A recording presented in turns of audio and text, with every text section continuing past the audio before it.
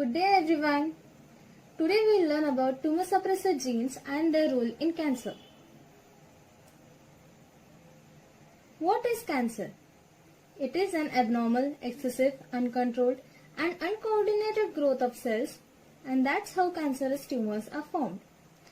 There are two new genetic alterations that can lead to tumor development. That is activation of oncogenes and inactivation of tumor suppressor genes. Oncogenes drive abnormal cell proliferation that increases gene expression and causes increase in gene-coded proteins, whereas the tumor suppressor genes inhibit cell proliferation and regulate the cell cycle. These genes work against each other.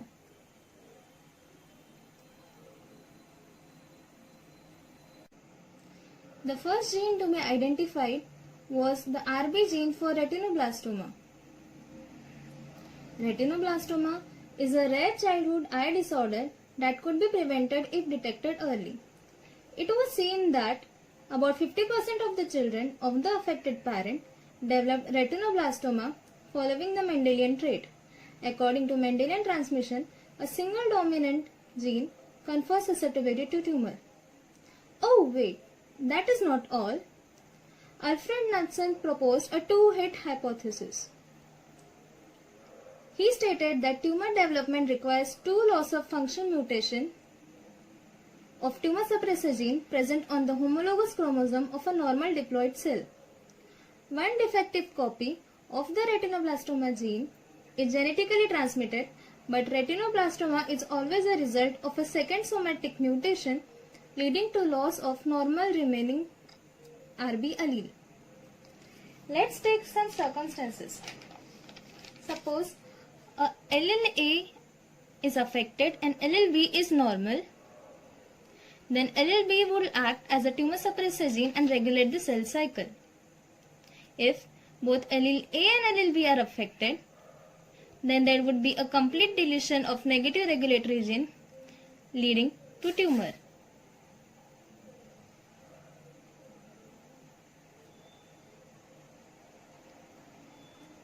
This is because one normal allele tumor suppressor gene is sufficient enough to produce tumor suppressor cell proteins that could regulate the cell cycle checkpoints and apoptosis.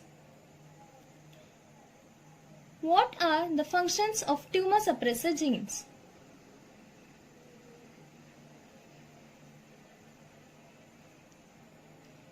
The tumor suppressor genes undergo 5 main broad categories.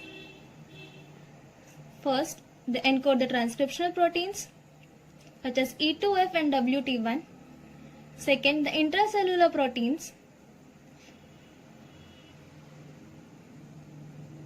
Third, the protein that encourage apoptosis. Fourth, enzymes that help in repairing DNA damage.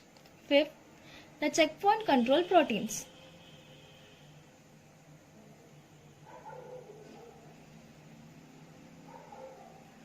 Some of these genes are coupled with the cell cycle and hence they act like the brakes of a cell.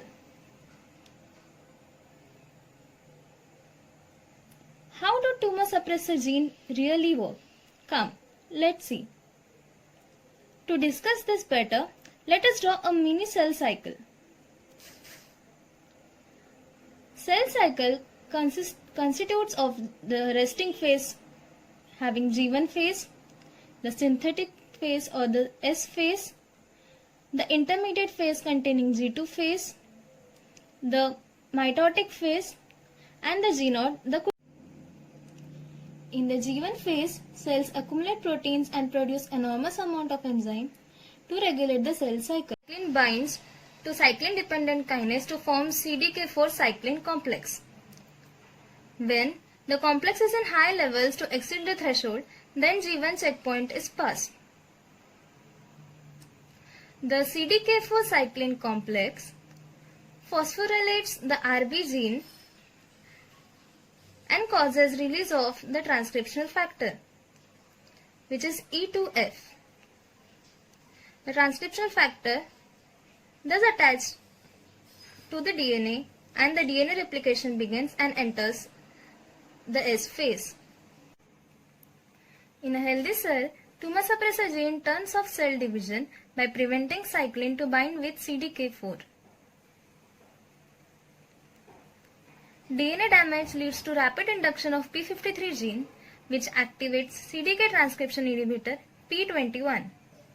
The inhibitor p21 blocks the cell cycle progression by binding with CDK4 cyclin complex and inhibits DNA replication by binding to pCNA.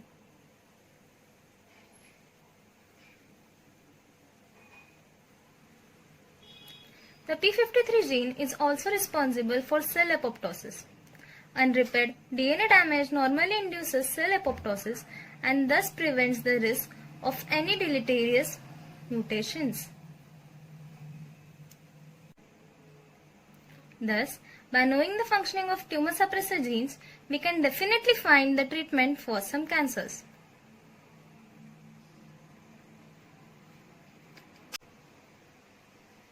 Let's review. Tumor suppressor genes encode for negative regulatory proteins that regulate the cell cycle. These genes can lead to tumor growth when there is loss of function mutation.